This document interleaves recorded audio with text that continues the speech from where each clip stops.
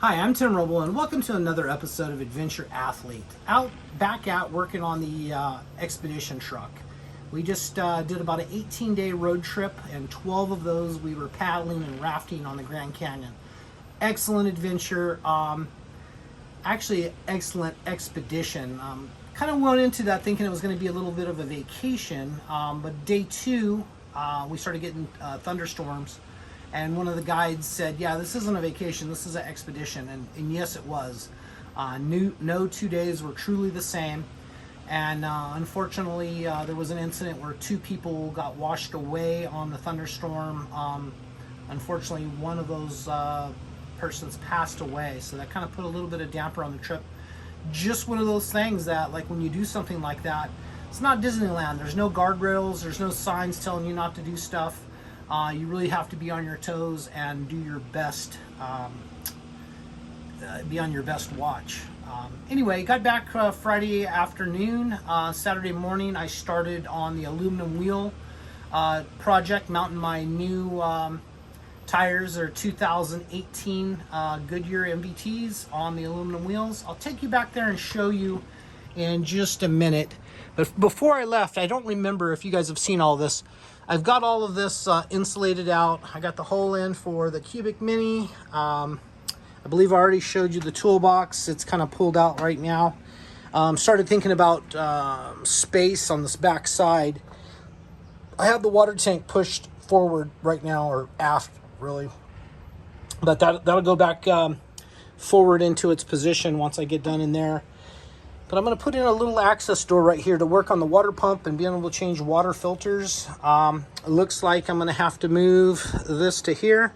So today is going to be a big fabrication day. I'm going to try to knock out 10 hours for the next 3 days and really get this fabrication. I want to, frame up a box there. I want to do some cabinetry here. I want to get this framed out, and then I want to get the kitchen laid out. So the sink and everything will go in. The cubic mini will have its space and go from there. Sometimes I got to tell you, when you're on a project like this, I was back Saturday, and Saturday afternoon I was already running into roadblocks on mounting the wheels. And sometimes you just have to do, everything needs to be done. So it doesn't matter if you kind of do things a little bit out of context or out of order. But I decided that I wanted to get the rock pebble in the shower, and I tried a different technique on the shower side. So this is all rhino lined, and or Herculiner is what it is, but bed liner.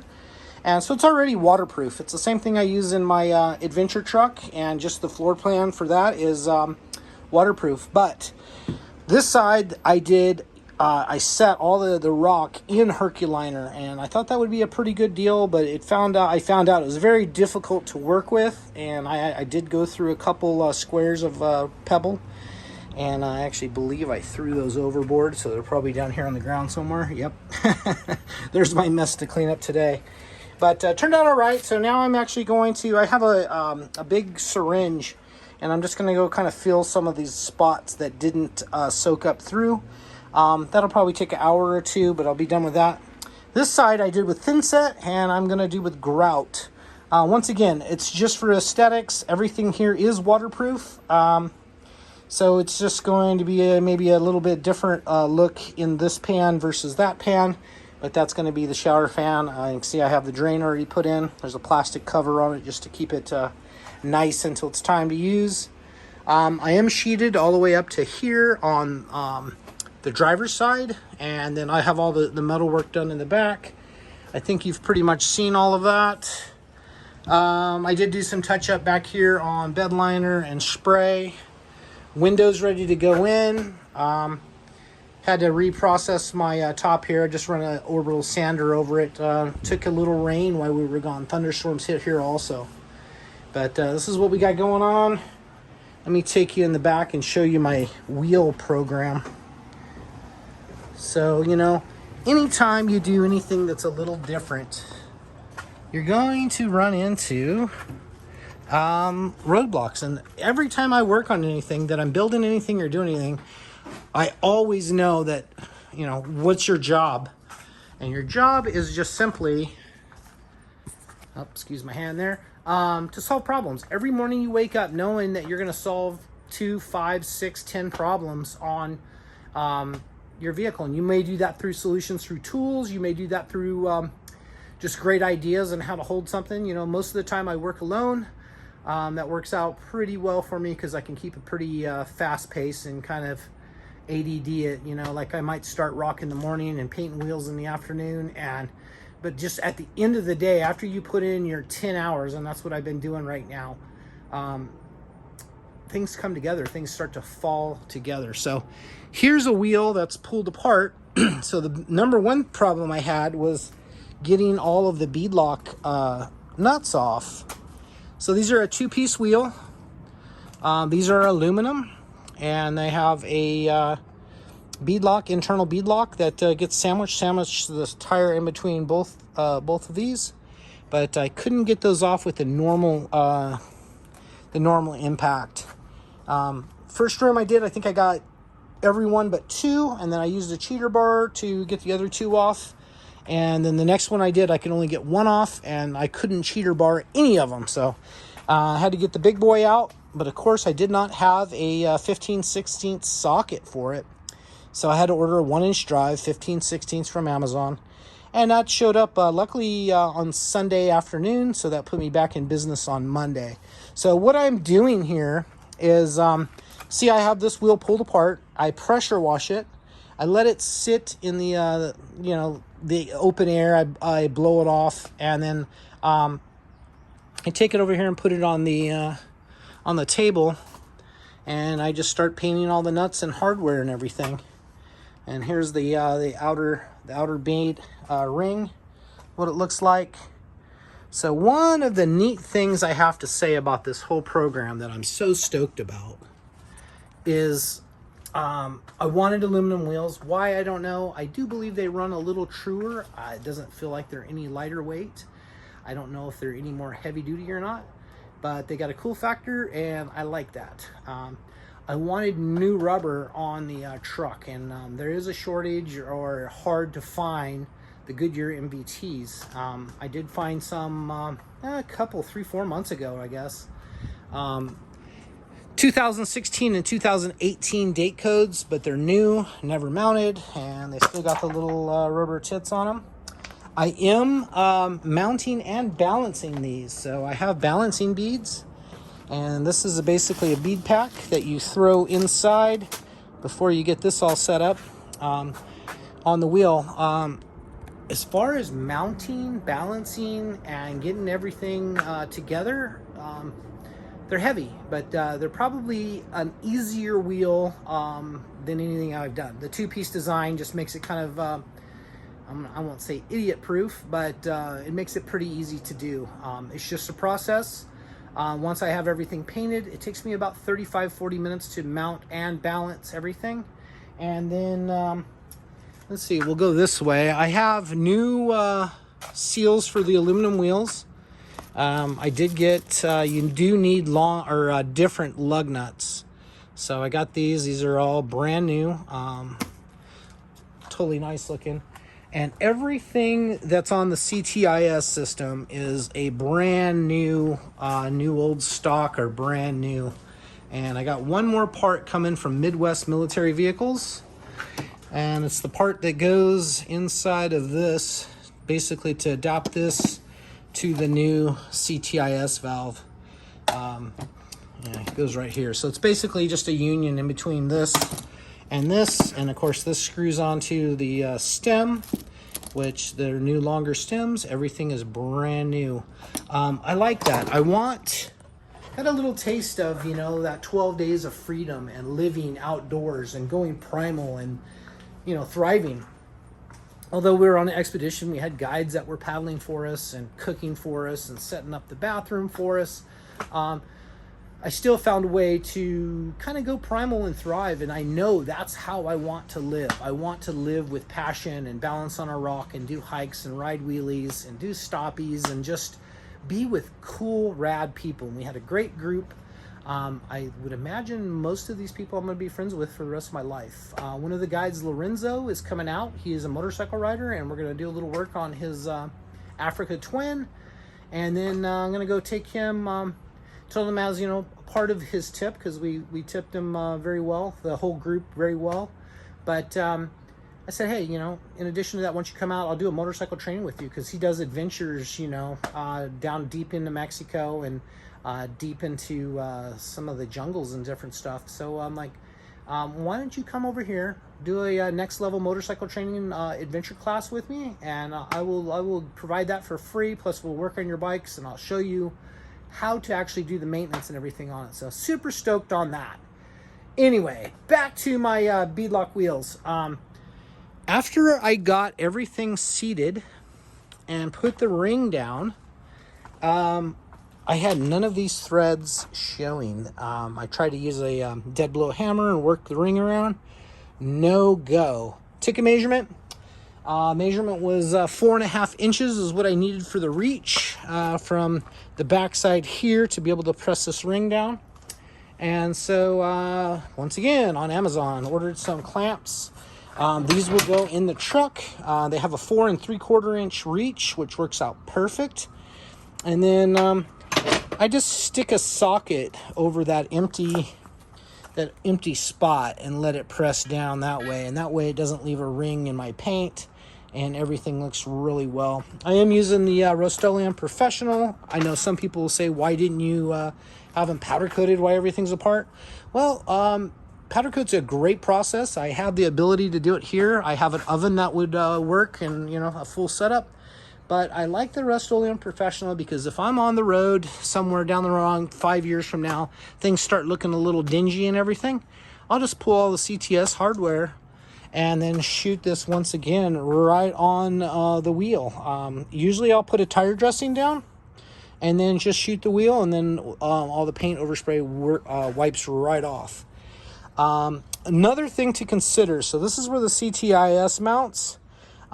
You have a locking ring that has hardware on it, and I don't know if it's actually necessary, but it totally makes sense to offset that from your CTIS.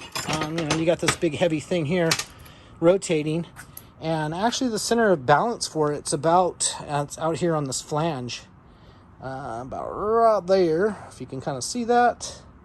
So what I did when I mount these, I just mock that spot up right there. I lay this in place, figure out from right here, then I put a chalk line over on this side, and that's where I put that wheel hardware.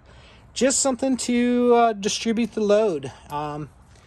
Balancing beads, Ken Spencer is who I got these wheels from, and he sent me the lugs and the stems and everything. Super happy to get to have got those. You know, everything's brand new, and that makes me feel like, gives me a sense of certainty on this project. You know, I like having wheels that's going to work. Of course, I'm carrying 8 wheels for a 6-wheel drive vehicle. But like with spares, you know, if you have a failure, you want to be able to continue on. And then if I was able to get a tire, I'm going to carry everything that I need to be able to change a tire on the trip. So that's not a big deal. Just being able to access a tire may or may not be the problem on that. But got that mounted. The balancing beads that he sent are 21 ounces. I think I was already set up with balancing beads previously, and I think I was going to run 26 or 28 ounces. I have a couple bags, and it was 2 different bags. Once again, you throw these bags in whole, and the bag busts up, and these little glass beads find the, I guess it would be the light spot in the wheel, and help balance those. So right now the push is on. I have that motorcycle training that I'm going to do, but other than that, I'm 7 days a week right now, and looking to try to get this thing operational by September 26th, which is my first trials event. We'll see how it goes. I'm not gonna push, and I started pushing right before the trip. That's probably why you didn't see a video. I got burned out. I started making little mistakes, and quality started ticking a little bit, and I'm like, you know what, if you're gonna do it wrong, don't do it. So sit back. I took a day off, and I played with some other things for a half a day, and then that was 2 days before the trip. So I just said, you know what, I'm gonna call it and go from there, and I did. So also doing little things. As I'm seeing things, you can tell I'm a little ADHD at times, but processing more pallet wood. So I got that all stripped. I am using this pellet breaker, and it's worked out really well. Something that you could build, but I think it's 27 bucks. And it's got the nice radius on it. So when you do it, it just kind of helps pop everything up real nice, and it's worked great. I don't think I can buy the material to build that for 28 bucks. Other than that, oh, super excited. Looking for my new bolt hardware, which is 8mm by 1.25, and they're 30 millimeters long. I have those coming from Amazon also, and that will be the 2 bolts, socket cap bolt that's going to be used to affix the CTIS hardware. And if you don't know what that stands for, that's Central Tire Inflation System. So I can inflate and deflate these tires on the road. Highway mode, I think, is 65 PSI. I got a cross country, which is probably somewhere around 40, and then a sand mode that's probably somewhere 30, 35 PSI.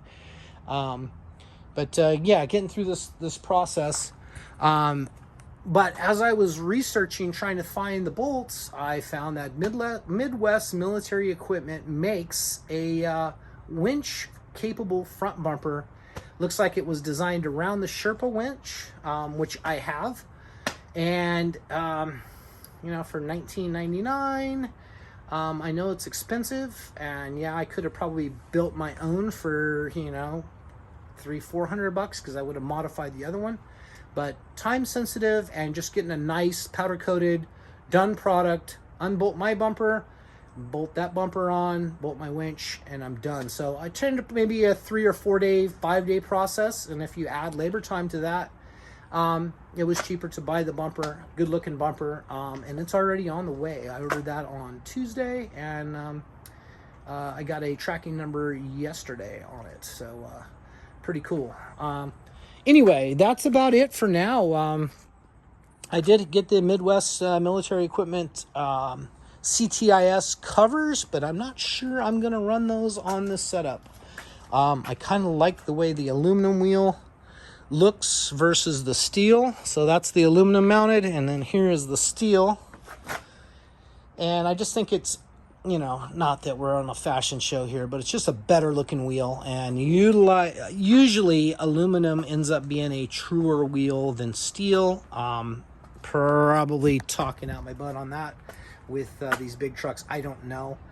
I did see one little thread that says the aluminums happen to run truer and balance better, but who knows? But I feel better about having the aluminum because they're trick and not a whole lot of people have them. And I kind of like the rare and unique stuff. So anyway, that's going to be it for now. Long-winded. It's nice to be back. Nice to be getting back on the program. You can see I'm passionate and driven. And thank you guys all that reached out to me and let me know that it's been 3 weeks since my last video. So here you guys go. Thank you so much for watching.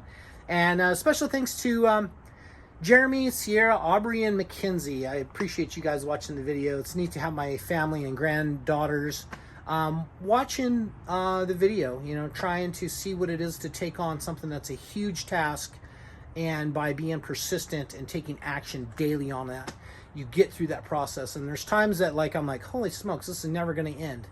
But especially when you're doing, the pebble rock in the shower, and you're doing a set of wheels, and you're doing another project, and you're pulling pallets apart, you feel like you get nowhere. So my goal for these tires is just one a day. And I got a good program with that, and then back to the truck on Fab, and I'm going to knock all that out. So that's going to be it for now. Once again, I appreciate each and every one of you guys. If you haven't, give me a like and subscribe. That helps my channel out a lot. If you have any questions or comments, please hit me up down below. I'm also adventure.athlete on Instagram, and I usually do a pic or two daily about progress on that. So if you're looking for more content, check me out on Instagram. And I am Tim Roble on Facebook, if any of you happen to do Facebook anymore. Don't do a whole lot of posts there, but there is some from time to time. Anyway, that's going to be it. I'm Tim Roble. Thank you guys for watching, and I'll catch you here next time.